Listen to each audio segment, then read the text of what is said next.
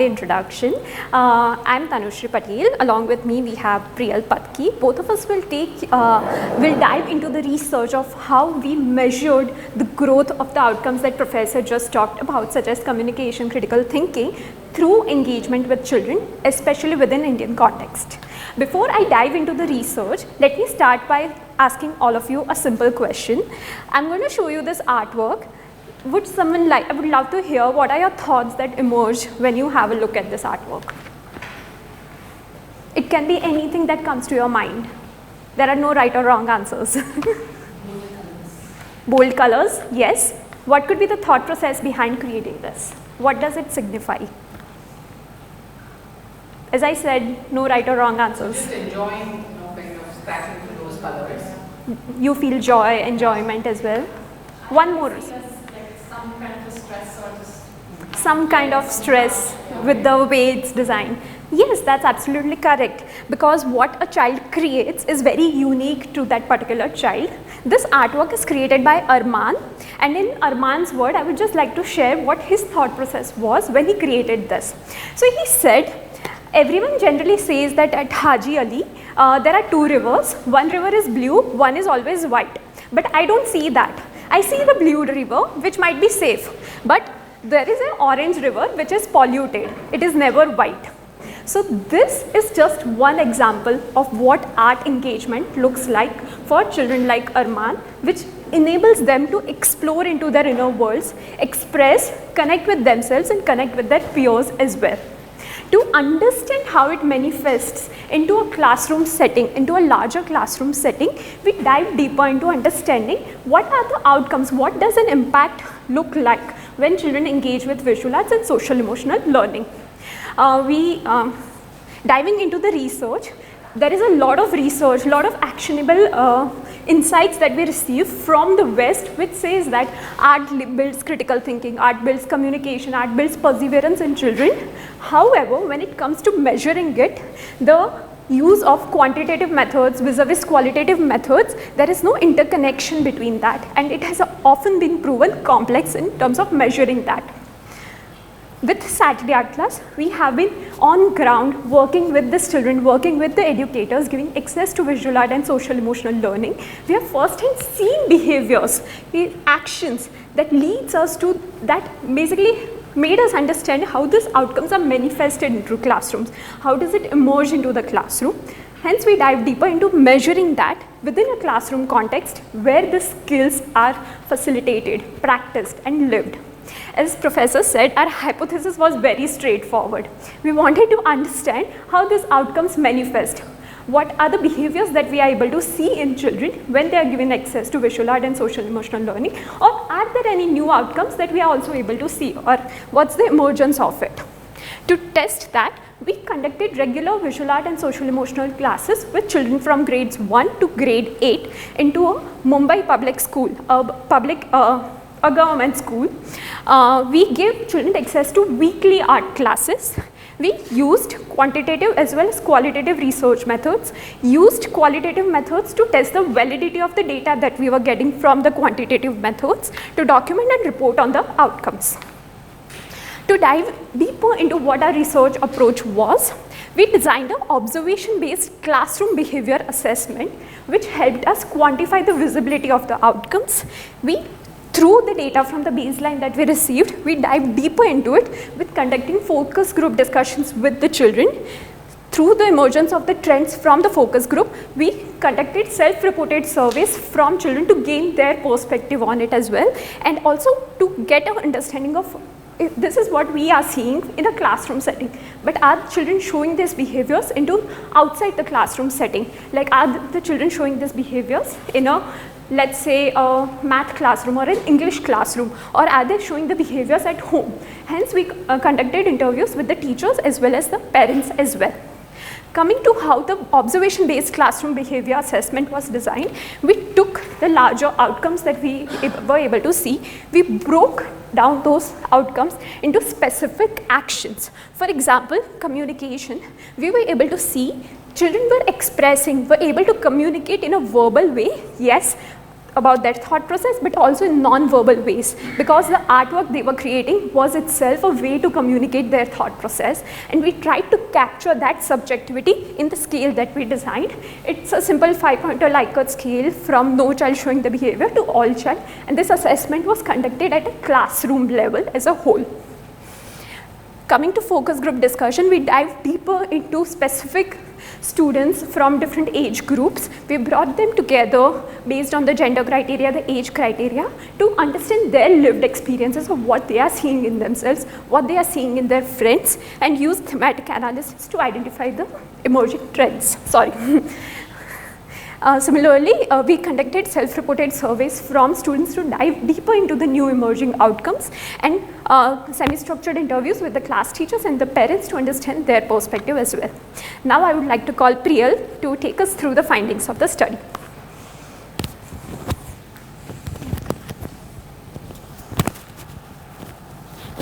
Thank you. Thank you, Tanushree. So sharing the findings from our study, across one academic year that we conducted our studies, we saw the classroom behavior assessment showed us a 13% growth in the visibility of these behaviors in our students. We observed a gradual progress in students' ability to observe, identify elements, critically break down concepts to understand them better, and share their thoughts and expressions through their artwork. To give an example of this, how we measured our outcomes, critical thinking is one of our outcomes here. We define it through actions as students being able to observe and identify art elements, sharing their opinions and feelings about an artwork, as well as inquiring and giving unique reasoning behind their answers. Mainly, children being able to think by themselves and build connections, build their own connections and apply it to their practice. Here is a glimpse of the critical thinking processes from my own classroom in a grade 2 class. So we explored, the grade 2 class students explored the works of the artist Max Ernst. I asked them, what do you think this artwork is and how do you think it could have been made? Students' responses were simple. दीदी ये एक candle की flame है, शायद एक पेड़ गिर रहा है, नीचे कुछ पानी जैसा दिख रहा है, और one child said, दीदी ये आर्टवर्क जेरोक्स किया है. So this is how I saw the children explore the concept of textures in art, and then they applied it to creating their own unique artworks. Similar, through such instances, I saw and I witnessed this growth of critical thinking amongst my children as they explored art through the year. Next, in our focus group discussions, we saw multiple themes emerging. These validated the outcomes that we measured as well as shared insight into what works in the classroom.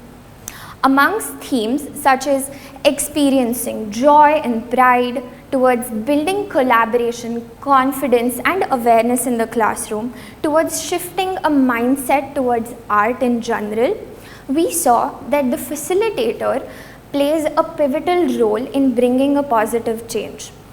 This facilitation, some of the facilitation practices that we saw made a change is creating a safe learning environment. We do this by using a no wrongs approach in class, and we validate a child's responses or even just their attempt to respond. Another one is encouraging and motivating participation. We ask inquiry-based questions and ask children to share their own unique examples to build a diversity of ideas in the classroom. Next, please. Yeah. So, as Tanushree said, these supported by the facilitation practices and amongst other outcomes that are built, we saw that new outcomes were emerging as during the process of learning in the classroom. We saw respect and confidence being reported as new emerging outcomes, and from semester 1 to semester 2, we saw that grade 6, 7 and 8 students showed respect towards their peers, towards the classroom forum, as well as towards their own artwork. Confidence in sharing their ideas boldly, as well as experimenting without the fear of outcome in a classroom. Moreover, in conversations with our teachers and parents, we saw that they validated seeing these outcomes and manifestation of certain behaviors beyond the art class environment.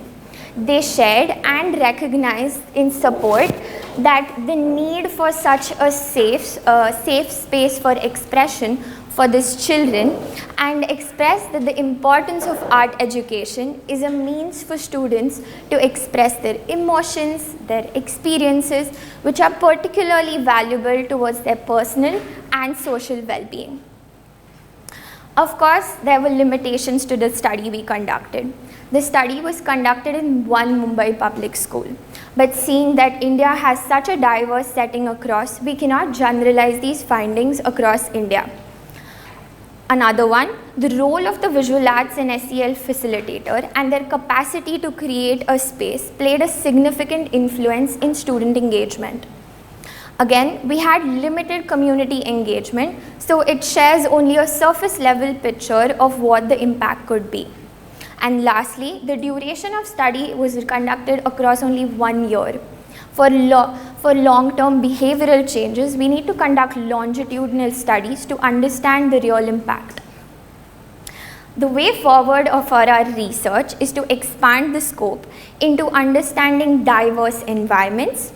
We need to have studies that are conducted in longitudinal way, and of course have inclusion of broader range of participants to affirm that the program's impact in alignment with the national education policy.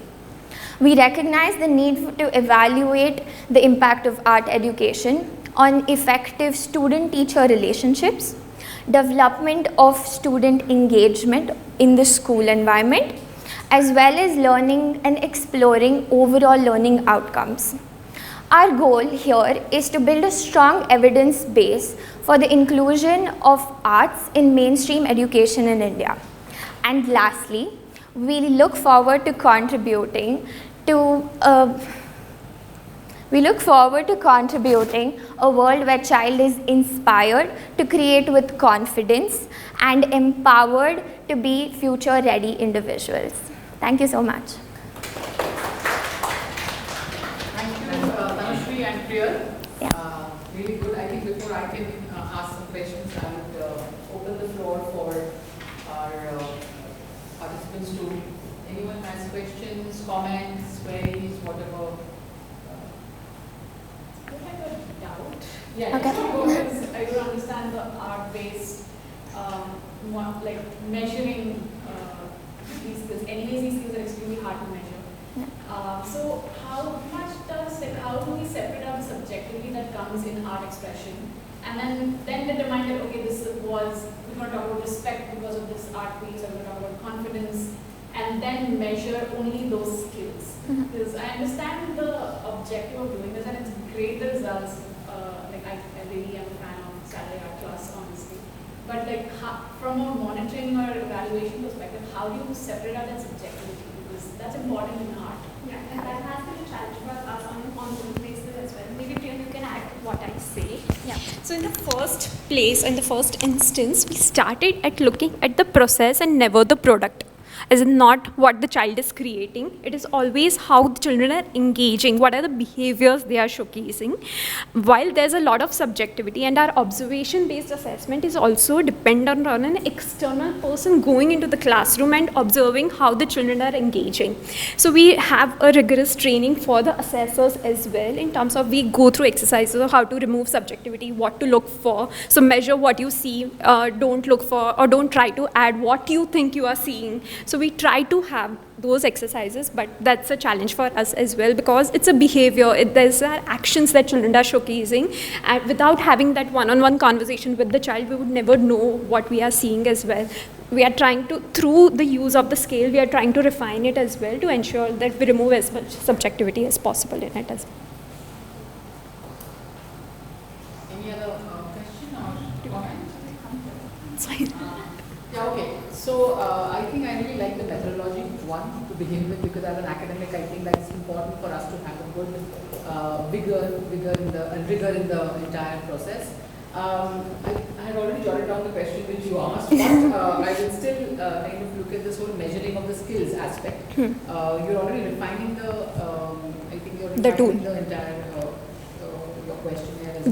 The scale that we have designed. Scale. But if you're not analyzing the content of the art, is it only the children and their self-reported maybe analysis that you are using as your basis to cull out the respect or confidence, or are you kind of correlating it to certain behaviors in classroom other than the art class? Okay. Yeah. So as I said, like respect and confidence were one of the new, they are outcomes that come through the process and not necessarily as an outcome of the engagement. As a facilitator and engaging with these students across the year, I saw it come through such very small instances, and these grew across the year. For example, Hazrat, one of our students, he sat at the last bench, and even the academic teachers, they shared that, don't pay attention to him, he just doesn't want to engage anymore. Right? Towards, after a few months down the line, he took interest. Ki, okay, kya Didi padha rahi hai? Let's just see. Everyone else seems to be having fun. Versus, just gradually coming up one row. And at the end today, like after 1 year, as I continue the program into the second year, Hazrat volunteers to hold up a artist artwork to show it to his friends and makes it a point that he points out and participates in some way. And I feel that's very important in terms of, because his inspiration to build this level of participation came from the space that the facilitator created, validating his smallest efforts, seeing that, oh Hazrat, मुझे अच्छा लगा आपने आज एक colour उठा के कुछ बनाया. Just these small baby steps really help. And that's why I think the important part is, I can't really define or validate that respect and confidence is building based on just 1 year of data. We have to do a longitudinal study, seeing that what is really respect for these children, what does it mean? Because respect for a grade 1 student and a grade 8 student can look very different. So that's where we bring in, and that's what we look forward to as well. I think defining even these two concepts or the other concepts is very important for you to kind of very emphatically mention that there is the hypothesis holds true. Yes. Yeah, right? And just to add another point to what Priyal said,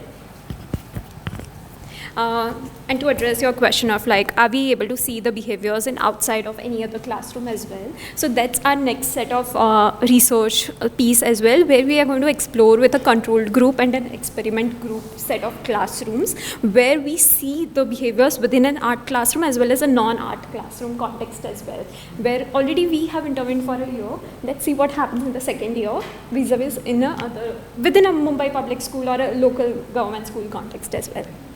One last thing about the ethics in research. I'm sure you already, because you're researching on children. Yeah. So do you kind of follow some protocol in terms of how you go about doing this, and whether parents are involved in giving their Consent.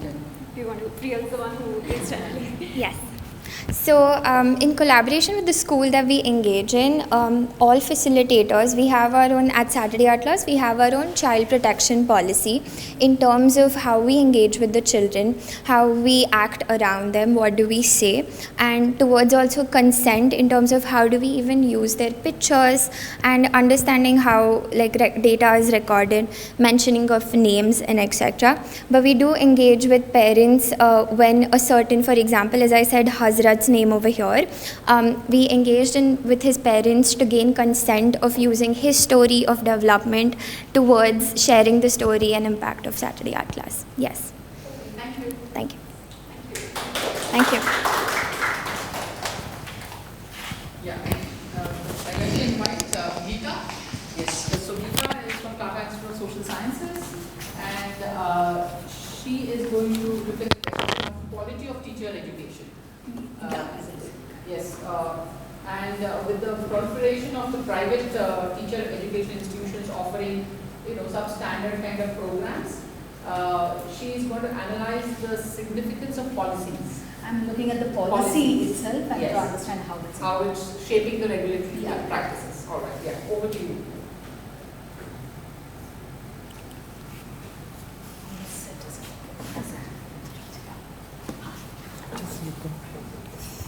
conclude. I'll just give it.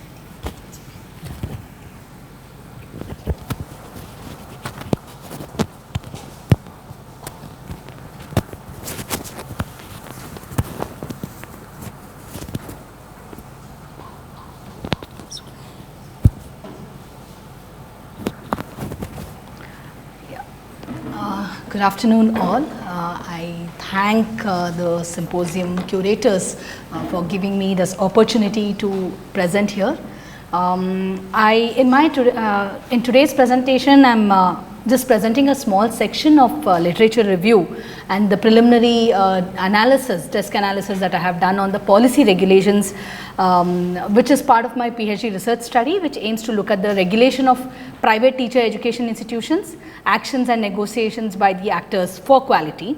And it's still in my early stage where all I have been doing is largely doing the desk analysis and building rapport with the stakeholders to start the data collection.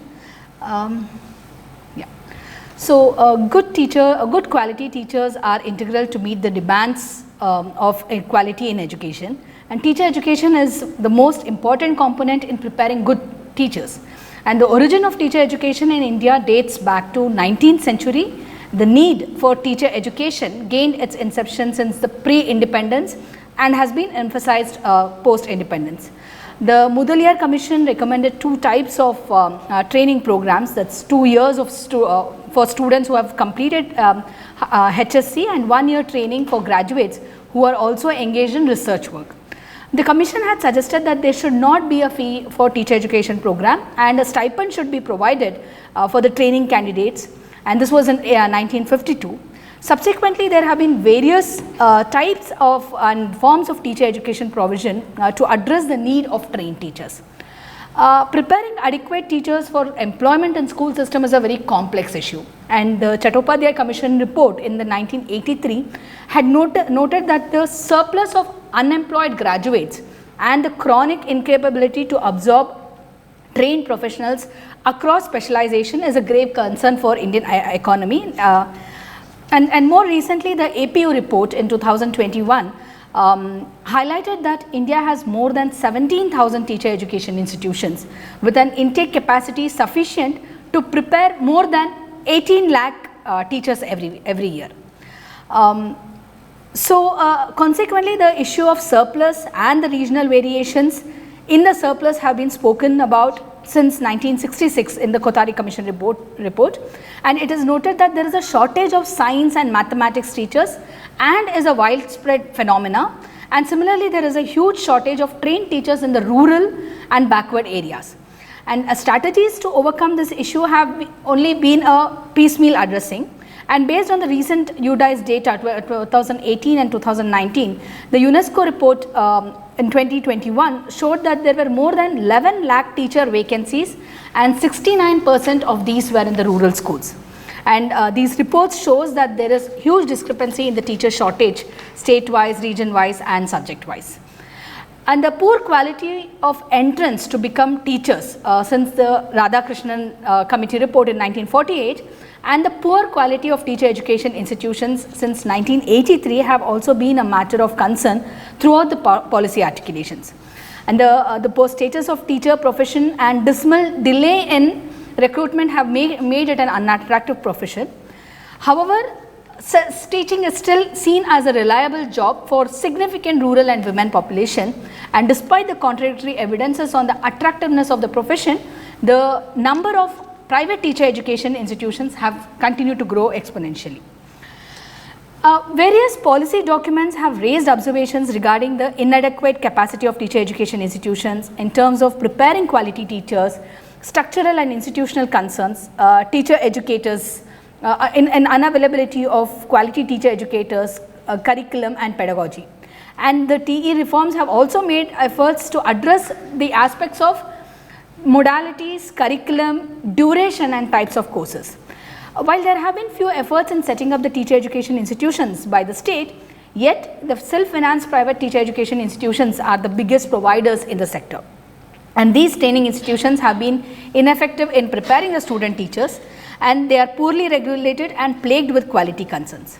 The pathetic condition of these private training institutions which are run in abandoned building with inadequate classrooms and without libraries or laboratories have drawn attention in the JVC High Commission report in 2012, and the regulatory framework for teacher education under the NCTE has been given the responsibility to oversee the quality of teacher education. Teacher education is a highly contested space. On the one hand, the rampant commercial interest in teacher education and poor regulation of the sector by NCTE, it's keeping the quality low, but at the same time conflicting interest groups are continuing to compete to control the domain, and there is a need to systematically understand the trajectory of the regulations, and the role and responses of the providers has huge significance as we move forward to achieve the quality of teacher education and define the professionalization of the sector. So, the National Council for Teacher Education in its previous status since 1973 was an advisory board for central and state governments on all matters pertaining to teacher education. It was NCTE as a statutory body was envisaged by NPE 1986 as a first step for overhauling the system of teacher education. The NCTE, it came into existence in pursuance of the 1993 NCTE Act and enforced in 1995. And the stated objectives of NCTE was to achieve planned and coordinated development of teacher education through the development and implementation of regulations for teacher education institutions.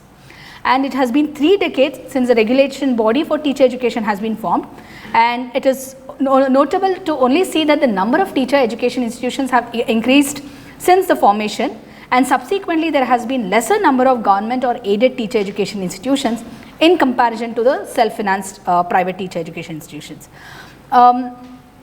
So, the policy articulations seem to indicate that the NCTE was formed in the background of increasing poor quality teacher education institutions, and the role is to curb the growth of these institutions. And while the poor quality had been under discussions for much longer, and exponential growth has happened post 1990s. For instance, NEP mentioned that the total number of B.Ed teacher education program was 360 in 1986, and the number rose to more than double in 10 years, that is in 1996, after the NCTE was created as a statutory body. And the sector has seen a 10-fold increase in short span of 25 years, with more than 92% of all teacher education programs being self-financed. And so the NCTE's failure to curb the poor quality teacher education has been under the radar, and it is possible that the NCTE regulations may in fact be creating conditions that are both favorable to growth of private self-financed teacher education program while being inimical to the considerations of the quality in teacher education, Sarangapani 2021 working paper. And the TE reforms have also increased the teacher education duration and effectively increasing the cost to the students. So, in a small section, I have just, as a preliminary analysis, I have looked into some of the regulations as to what it entails and what are the specifications that it dwells into.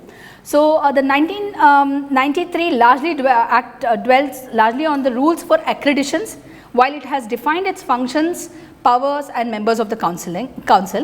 And the review of NCTE regulations until 2014 seemed to indicate that the reforms were largely on the specificities on the accreditation, mandates for recognition, fee structure, duration of TE program and qualifications for the teaching entrance. For instance, the 2009 regulation covers norms and procedures for recognition of institutions and commencement of new programs and addition to the sanction intake.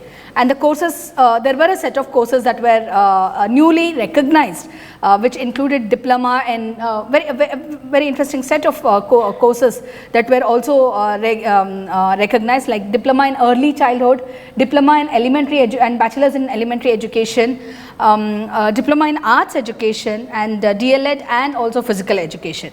Also DLED, B.Ed and M.Ed courses in open and distance mode were also recognized under this particular regulation. So, the regulation provided process, details for application and conditions for the recognition. The state government administration had the responsibility to submit comments or recommendation of recognition to applied institutions. However, there were also provisions for the regional committee to revisit the decision if the state government failed to provide comments, and upon visiting and inspection of the regional committees issued the letter of intent, which is subject to grant recognition on appointing the grant recognition was subject to appointing faculties, launch of websites which displays information on infrastructure, faculty appointment, fees, student admission, etc. The rejected applicants could still appeal fresh under the under the section 18 of NCT Act. Later, RTE 2009, which meant to operationalize the right to free and compulsory education for children aged 6 to 14 years, and the NCF 2005, which emphasized on the quality of education and curricular experiences in schools for children, and the JVC report, which was set up by the Supreme Court in view of the cases regarding granting recognition of 291 private teacher education colleges in Maharashtra, to examine the entire gamut of issues which have bearing upon improving the quality of teacher education as well as the regulatory functions. And JVC report, it also emanate from the inadequacy of the regulations in managing the commercial interests and thereby quality in teacher education space. So both NCFTE and JVC Commission envision professionalization of teacher education in country and have and the report have called out for the need to reform teacher education to impact quality learning in schools. Subsequently, the 2014 regulations, which were based on the RTE 2009, NCFTE 2000, NCFTE, and the Justice Verma Commission, and this gained discussion in the public domain where the regulations were discussed while there is no documented evidence or systematic research on the same. JVC recommends NCFTE to be taken as a guiding framework for the same, and the NCFTE recommended for a reform in curricula, change in the structural aspects of teacher education at elementary, secondary and post-graduation level. This was the first time that curricular content became subject matter of NCTE regulations. However, it has largely been prescriptive with details of sources, title, weights, transaction modalities and qualifications for teaching, etc. in its approach, which makes it difficult in its achievement. Both NCFTE and JVC demanded that teacher education TEIs engage in conceptualization of teacher education program. However, the way NCTE regulation has prescribed the details by mere expansion of existing programs in terms of time duration, addition in the number of courses have impacted and may have diluted the quality and rigor and would reproduce the existing problems. So also the formation of NCTE as a statutory body coincides with the period of economic reforms and the neoliberalization period. In India, the definitive break for the welfare development regime to neoliberal regime happened in 1991. I think I'll just skip this section because I need to just come to the conclusions. There is my objective of the research or the target groups of the research is also been largely influenced by Cochrane-Smith's Intelligent Professional Responsibility Framework. Cochrane-Smith terms that initial teacher education has been treated as a public policy problem, and the way this has been approached is by working a way in which the policy aspects have been manipulated. As described earlier, it has been that the reforms have been largely structural rearrangements where the changes have been in terms of entry pathways, TEI accreditations, duration of the courses, modality, etc. In order to achieve these, the policy zeroes in on accountability in teacher education, and Cochrane-Smith in an article Rethinking Accountability in Teacher Education suggests that accountability on its own is neither good or bad, but rather depends on the larger policy and political agendas to which it is attached, how it is used, the goals, values and the purposes it serves, and the assumptions it makes about who should be accountable for what, to whom and for what purposes. And she also highlights accountability measures, especially professional and state level accreditation requirements, are meaningless hoops and hurdles that buttress the teacher education bureaucracy. The roundtable discussions around the governance and regulations on teacher education has also highlighted the need to carefully understand what the basis and the conceptions of regulations in TE and what aspects on what aspects to be regulated and what is the flexibility to be provided. Okay, yeah, I think So this last slide is largely something I could not think of a title, but this is where I have used Carol Bachi's what is a problem represented to be to guide the way I was analyzing the policies documents itself. So policy articulation in NEP 2020 begins with the reference to JVC report on the substandard and dysfunctional nature of the TEIs. It calls for focused on and revitalization through radical action, and it proposes for structural change in the higher education and suggests for a 4-year integrated BA BSc program, and it aims to close the substandard and dysfunctional teacher education institutions by 2025. While I'm just 2 minutes I'll take it, just the concluding remarks. Okay, fine. I think these are the points that I have maybe I could take for discussions. Thank you, Geeta. Any questions, comments? Yes. When we talk about teacher education, that comes in a very, that's an umbrella term that covers a lot of aspects of it. So, especially when you're look at it from a policy lens, and what are things are you including, and what are certain things that you're excluding in your study? That's just a clarification. Right? So, for my PhD research itself, I am looking at the pre-service teacher education institutions and largely looking at how the policy and the regulations are informing the institutional level decision making, and how are they interacting or informing in this policy making process. That's where I'm right now looking at. I'm not looking into the classroom, or the pedagogy or the teacher educator aspects as such. So I'm largely looking at the other institutional level stakeholders and their participation in the policy formations. We have one teacher eligibility test. Yes. On the national level and state level. Yeah. So for example, especially for government teachers, so how to improve their proficiency? So teacher education after entering into the profession, there is no particular eligibility test for that. So only for entering into the government job there is an exam. Is there any way, and can suggestible for every span of 5 or 7 years they should assign minimum marks for the teacher eligibility test? So the lack of teacher proficiency we are facing as a high school teacher. So there is no scope of proficiency now among ground level teacher. So lack of that.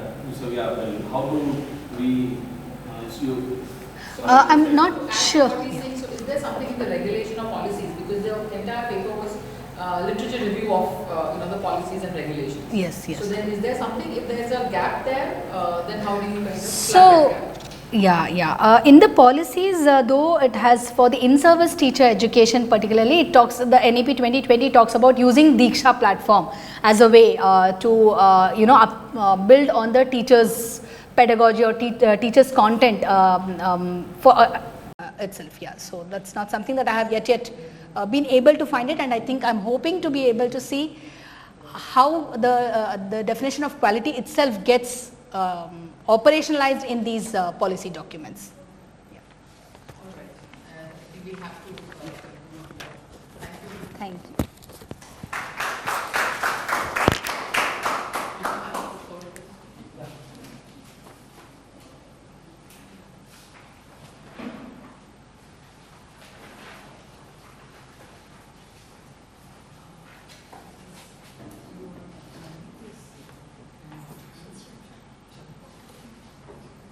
So inviting Dr. Navneet Kad and Shagun Jati for their presentation. One second, just.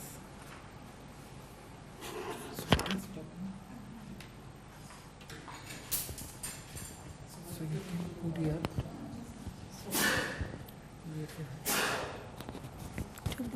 So I think I'll just quickly in a line maybe mention that this paper or this particular presentation, it seeks to shed light on the Mission Samarth, which was launched by Punjab government, right? Yes. And trying to explore the role of civil society, organization, and the education department. That's how you're trying to explore it? Yes. That's what your abstract said. So Yes, we will yes. see what, and a tech-based event. Okay, all right. Over to you. Thank you. Good afternoon, everyone. I am Dr. Navneet Kad from SCRT Punjab. I have been working with all the quality initiatives undertaken by the department since 2017. So today the topic of my paper is strengthening mission implementation through sustainable governance structures and tech-based interventions.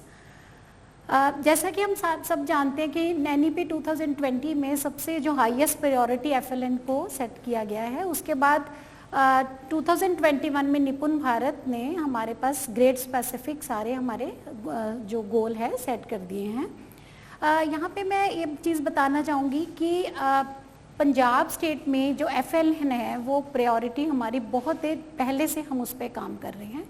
जैसे NEP में 2020 में बोला गया, लेकिन हम लोग back from 2008 we have started FLN missions.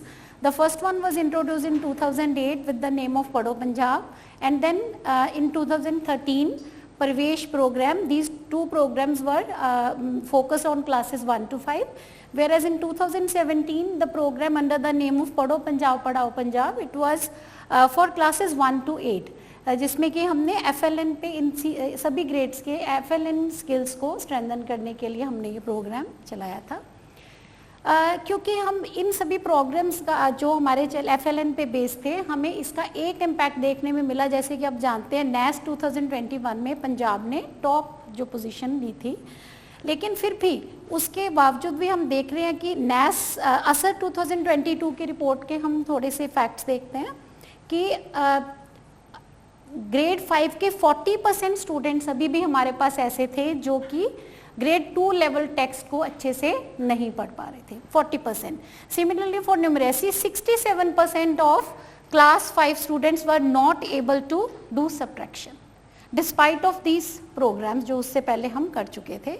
Similarly अगर हम NAS 2021 की रिपोर्ट देखते हैं तो उसमें भी हम देख सकते हैं कि ग्रेड 5 के 37% स्टूडेंट्स एंड ग्रेड 8 के 41% स्टूडेंट ऐसे थे जो कि हमारे पास basic and below basic proficiency levels पे थे NAS 2021 में। Similarly for numeracy 55% of grade 5 students and 49% of grade students were not able to score more than 40% in numeracy। यहाँ पे एक बहुत इंपॉर्टेंट बात नोटिस करने वाली है कि जो बच्चे ग्रेड 8 के 21 में जो बच्चों ने 8th क्लास में थे, they were underwent 3 years of पढ़ो पंजाब प्रोग्राम FLN। जब पे हमने उनकी स्ट्रेंथन करने की कोशिश की, स्टिल 49% बच्चे हमारे अभी भी below at basic and below basic proficiency levels पे थे। तो इन सबको देखते हुए हमें लगा कि हमारी, चाहे हम बाकियों से बेटर हैं, लेकिन फिर भी सॉरी लर्निंग लेवल जो हमारी कंडीशंस हैं वो भी कंसर्निंग है। उसके लिए फिर हमने जो मेरे पेपर की ऑब्जेक्टिव है, फर्स्ट है to analyse the implementation and governance structures of previous FLN programs in Punjab, and then explore research backed governance structures and tech interventions for effective mission implementation। First objective के लिए हमने department of school education Punjab ने 2022 में we have conducted a system diagnostic study on the basis of rice framework. हमने इस paper के लिए उसको बहुत अच्छे से स्टडी किया कि क्योंकि उस सिस्टम डायग्नोस्टिक में हमारे पिछले वाले तीनों FLN प्रोग्राम्स को भी अच्छे से डायग्नोस किया गया था। इसके अलावा कुछ जो रिलेटेड लिटरेचर का रिव्यू किया तो उसको देख के हमारे पास 3 जो मेन चैलेंजेस हमारे पास सामने आए। Lack of prioritisation and setting of targets. For example हमारे पिछले FLN मिशन में कहीं भी ये टीचर के लिए क्लियर स्पेसिफिक इंस्ट्रक्शन नहीं थी कि आपने FLN का आपने उस टाइम बच्चों को उसकी स्किल डेवलप करवानी है या सिलेबस करवाना है, तो टीचर के पास ऐसा कुछ क्लियर कट इंस्ट्रक्शन नहीं थी। सिमिलरली सेटिंग ऑफ टारगेट्स, हमारे जो गोल्स थे बहुत ब्रॉड थे, एक ऐसे मेजरेबल गोल एकदम से ऐसे हमने इन FLN प्रोग्राम्स में नहीं फिक्स किए थे। नेक्स्ट था पंजाब में we have a very robust system of MIS, but in तीनों FLN प्रोग्राम्स में हमने EMIS को कहीं भी बहुत इफेक्टिव वे में यूज़ नहीं किया था। And the third challenge was limited analysis of monitoring and mentoring. Though we have a very strong cadre, बहुत जिसमें नंबर बहुत है और बहुत अच्छा हमारे पास मॉनिटरिंग एंड मेंटरिंग होती है, लेकिन कहीं भी हमने उसको एनालाइज करके सिस्टम को फीडबैक नहीं किया था। So these were the 3 challenges. So इन तीनों चैलेंजेस को देख के हमने इस बार जो हमारा मिशन स्टार्ट किया, मिशन समृद्ध, प्लीज नेक्स्ट। तो इस विजन के साथ किया all the children attain foundation skill in languages and numeracy. Name of the FLN mission जो भी हमने स्टार्ट किया 2023 में, दैट वाज मिशन समरथ, जिसे मैम ने बोला इट्स मिशन समरथ। तो हमने उसमें 2000 first phase was conducted in 2023 and 24 for grades 3 to 4 and in the subsequent year we have included grade 2 also, and pedagogy used was thorough as we all know, teaching at the right level। Goals हमने first phase के लिए बहुत simple goals हमारे पास थे कि student should be able to read a simple story and for numeracy student can perform simple division. Similarly हमने online result का एनालिसिस करके for the next year we have advanced our goals, that is for Punjabi the goal was to student can read the story with understanding and student can do word problem in basic mathematics operations। For the second goal, explore research-backed governance structures and technological interventions for effective mission implementation। हाँ जी, next। जैसे मैंने आपको पहले बताया, हमने अपने पिछले तीनों FLN प्रोग्राम से 3 चैलेंजेस हमारे पास थे। उन तीनों चैलेंजेस को स्टडी करके हमने मिशन समरथ को जब डिज़ाइन किया, उसमें हमने कुछ एक स्पेशल स्ट्रक्चर्स एम्बेड किए। उसमें फर्स्ट जो स्ट्रक्चर था that was creation of a steering committee. Next, steering committee में हमारे पास it was a very diverse and high powered committee with government and NGO partners. उसमें हमारे पास सबसे पहले हमारे PDC members, DGSC director general school education, special secretary, director SCRT, ये सभी मिलके हमारी एक कमेटी थी जो हर वीक हमारी उस कमेटी में हमारा रिव्यू होता था, पिछला काम और नेक्स्ट काम के गोल सेट किए जाते थे। इसमें जो हमारे 4 पिलर्स हैं आप देख सकते हैं, स्ट्रैटेजी, फंडिंग एंड रिव्यू। उसके बाद सबके जो रोल्स बड़े असाइंड थे, monitoring and communication were taken care of by SCRT and CSF। उसी तरह से assessment and for TLM we have this team, and capacity building के लिए again SCRT along with the CSF and Pratham team. And the next structure which we have embedded is the optimization of state EMIS। जैसे मैंने आपको बताया कि इससे पहले FLN में कभी भी हमने हमारे स्टेट MIS को यूज़ नहीं किया था। इसमें हमने उसको कैसे यूज़ किया, एक छोटा सा ग्लिम्स है उसका। हमने उस पर 3 मॉड्यूल्स हमने अपने स्टेट EMIS पे बनाए, असेसमेंट डाटा कलेक्शन के लिए, assessment data dashboard and monitoring data dashboard. Assessment data collection के लिए हमारे पास अभी 13 लाख स्टूडेंट्स का उस पे डाटा हमारे पास अवेलेबल है। 3 rounds of assessment for 2 phases we have 3 in each phase we have 3 round of assessments, baseline, midline and endline। सारा हमारे पास चाइल्ड वाइज डाटा उस पे अवेलेबल है। एग्जिस्टिंग टीचर हमारे पास MIS पे एक टीचर ऐप पहले से बनी हुई थी जो कि बिल्कुल डॉर्मेंट थी, हम उसको यूज़ नहीं कर रहे थे। उसी पे हमने एक बहुत सिंपल मॉड्यूल बनाया टीचर के मोबाइल में, वो बिल्कुल हैंडी, जैसे ही टीचर अपनी क्लास क्लिक करता था सारा ये पीछे बैक एंड पे डाटा उसको अवेलेबल था। टीचर को सिर्फ उस पर अपना बच्चे का लर्निंग लेवल उसको क्लिक करना था। नेक्स्ट हमारे पास असेसमेंट डाटा डैशबोर्ड, उस पर अवेलेबल ऑन ऑफिशियल पोर्टल। जो हमने असेसमेंट बच्चे की उस पर क्या इन्फ्लुएंसेस हैं, वो जो उसके लिए हमने एक मीनिंगफुल डैशबोर्ड बनाया जिसका हमारे पास जो एक्सेस था from EM two cluster officials. उसके बाद हमने उसको सिंपल रखने के लिए आप देख सकते हैं कि बिल्कुल उसको कलर कोडिंग की कि एकदम से खोलने पे if it is this block is if it is red coded means it needs high priority and then green means low priority block. Similarly, the third one is monitoring data dashboard and it is very important and new structure embedded. This is also available official portal with all the DOs, BPOs and CHTs. Academic and admin KPIs पे dependent था, उस पे सारे उसके base पे result थे। Random assessment data जो भी ऑफिशियल मॉनिटरिंग के लिए जाते थे वो अपना भी एक रैंडम असेसमेंट 2-3 बच्चों की करके उसका भी डाटा उस पर अवेलेबल था। लिस्ट ऑफ स्कूल्स जो कि अभी तक विजिट, जैसे रिमोट स्कूल्स हैं या जहाँ पे पहुँचना मुश्किल है, वैसे स्कूल्स जनरली अनविजिटेड रहते थे, उनकी लिस्ट इस पे अवेलेबल थी। उसके बाद नेक्स्ट था कि हमने जो मॉनिटरिंग प्रोसेस जो था वो बहुत ही वेल डिज़ाइन था। सबसे पहले हमने एक मॉनिटरिंग टेम्पलेट तैयार किया with the help of SCRT and CSF। Visit protocols हमने ऑफिशियल्स के सेट किए, उन सबको उसके लिए ट्रेनिंग दी गई कि आपने मॉनिटरिंग पे जाना है तो किस तरह से सारे स्टेप बाय स्टेप आपका वहाँ पे प्रोसेस होगा।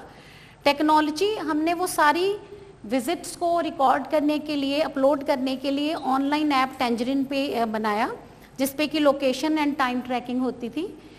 रिव्यू मीटिंग सबसे पहले जो स्टेट से स्टीयरिंग कमेटी के साथ DOs की रिव्यू मीटिंग्स होती थी वीकली और फोर्टनाइटली।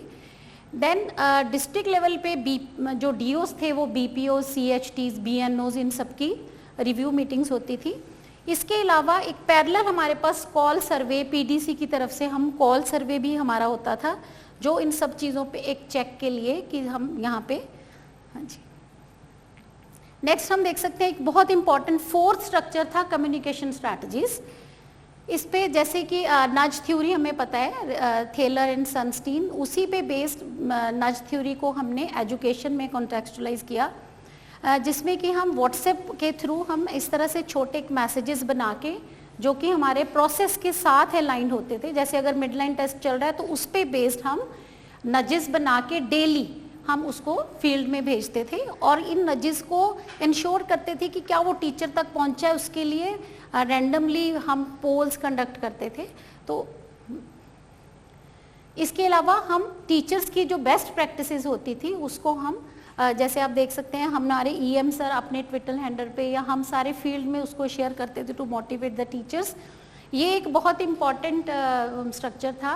हमने एक हेल्पलाइन नंबर था जो कि हमारे एक बहुत सीनियर मेंबर के पास, उनके जो भी ये हेल्पलाइन नंबर डेली नज में जाता था। टीचर्स को कोई भी हेल्प चाहिए तो हम इस पे हमें बहुत नंबर ऑफ कॉल्स और इससे हमें इनपुट भी मिलती थी सिस्टम के लिए। हेल्दी कंपटीशन क्रिएट करने के लिए हम मॉनिटरिंग से जो भी उसका इन्फ्लुएंसेस आते थे हम फील्ड में शेयर करते थे। उसके बाद हमने फरवरी 2024 में हमारे एक्सपीरियंस जो फर्स्ट फेज का था मिशन समृद्ध का, उसको शेयर करने के लिए हमने एक कॉन्फ्रेंस किया जिसमें हमने और डिफरेंट स्टेट से हमारे पास डेलीगेट्स थे। इतना हमने जो नए गवर्नेंस स्ट्रक्चर या टेक बेस्ड इंटरवेंशन जो हमने सिस्टम में एम्बेड की, उसमें कुछ एक मेजरेबल इम्पैक्ट मैं आपसे शेयर करना चाहूँगी। सबसे पहले EMIS पे जैसे मैंने आपको बताया 2023 से पहले हमारे पास बच्चों का कोई रिकॉर्ड नहीं था जितने भी हमारे FLN मिशन हुए, पर now we have 13 lakh students जिनका हमारे पास चाइल्ड वाइज डाटा है। उसके बाद सिमिलरली मॉनिटरिंग विजिट्स का कोई रिकॉर्ड हमारे पास पहले 2023 से पहले नहीं था, लेकिन फर्स्ट फेज में वी हैव 6000 स्कूल्स और उसके बाद 13,000 यूनिक स्कूल्स हमने मॉनिटर किए। लर्निंग आउटकम्स की अगर मैं बात करती हूँ तो फर्स्ट हमारे okay so now we have like conclusion and way forward. चाहे हमने बहुत अच्छा हमने अपने स्ट्रक्चर्स इसमें एम्बेड किए, हमें बहुत अच्छे लर्निंग आउटकम के उसमें रिजल्ट्स भी मिले हैं, लेकिन कुछ एक चीज़ें फिर भी ऐसी हैं जिस पे हम अभी काम कर सकते हैं। फर्स्ट हमारा डाटा क्रेडिबिलिटी एंड यूटिलाइजेशन, कि अभी भी हमें अपने डाटा को उसकी क्रेडिबिलिटी चेक करने के लिए we can have a third party assessment.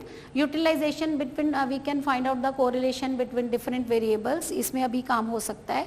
Similarly अभी हमें अपनी EMIS को और स्ट्रेंथन करने की ज़रूरत है। हमारा अभी सिस्टम क्लाउड बेस्ड नहीं है, मैन पावर की भी थोड़ा क्रंच है। अगेन स्टेक होल्डर पार्टिसिपेशन में we can involve parents and children suggestions और फीडबैक, हम अपने सिस्टम में इसको भी हम अभी एम्बेड कर सकते हैं। तो these were the 3 areas where we can work upon. So I thank you to Shagun and Mridul for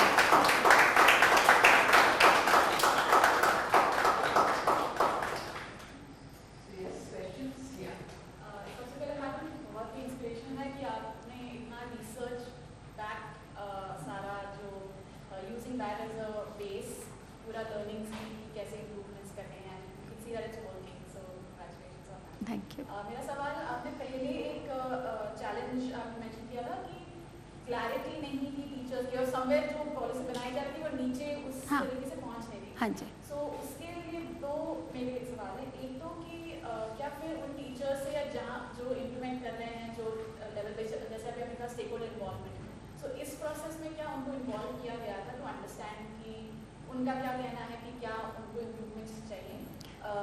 and second is actually ना आपने मेंशन कर दिया, मैं पूछना थी कि स्टेक होल्डर्स को और आप कैसे इन्वॉल्व कर सकते हैं गोइंग फॉरवर्ड, क्योंकि there is a lot of data and MIS जो अभी यूज होना चालू हुआ है, but that needs training, that needs adapt उससे करना थोड़ा टाइम लगता है, तो उसके लिए कुछ training and capacity building plans हैं क्या, सो दैट वो क्विकली अडॉप्ट हो जाए? जो आपका फर्स्ट क्वेश्चन है कि हमने क्या पहले हमने इतना क्या हमने स्टेक होल्डर्स को हमने उसमें इन्वॉल्व किया था सारे सिस्टम में, तो बिल्कुल जब हमने इस मिशन को स्टार्ट करना था उससे पहले हमारी एक कोर कमेटी भी डिज़ाइन थी, जिसमें कि हमारे बहुत जो मेजर मेंबर थे वो टीचर्स फ्रॉम द फील्ड जो बहुत अच्छा कर रहे थे। सबसे पहले हमने उनको अपनी एक कमेटी, कोर कमेटी बनाएगी, उसका सबने जो कह सकते हैं आप सिस्टम का फॉर्मेट डिज़ाइन उसी कमेटी की रिकमेंडेशंस पे हुआ था। और जैसे कि आप बोल रहे हैं कि हम अपना नेक्स्ट अगर सिस्टम बनेगा तो जो हमारे जो स्टेक होल्डर्स जैसे पेरेंट्स हैं, स्टूडेंट्स हैं, उनकी फीडबैक नेक्स्ट उसमें हम इम्बेड ज़रूर करेंगे।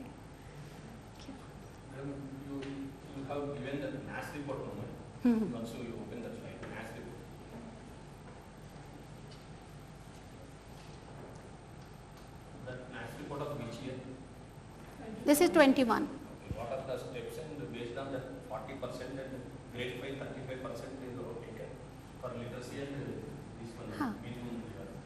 सर अगर हम इसका report card, national report card देखेंगे, उसमें आपके पास स्टेट रिपोर्ट कार्ड्स हैं, उसमें NAS 21 के जो रिज़ल्ट हैं आपके पास ग्रेड वाइज हैं।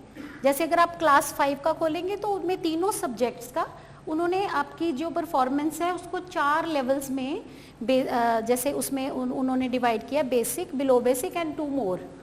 तो उस पर हमने जो पहले 2 लेवल्स हैं means the students who are scoring less than 50%, तो उसका percentage we have added for the 2 proficiency levels. मुझे बस स्टीयरिंग कमेटी का डायग्राम एक बार वापस देखना है।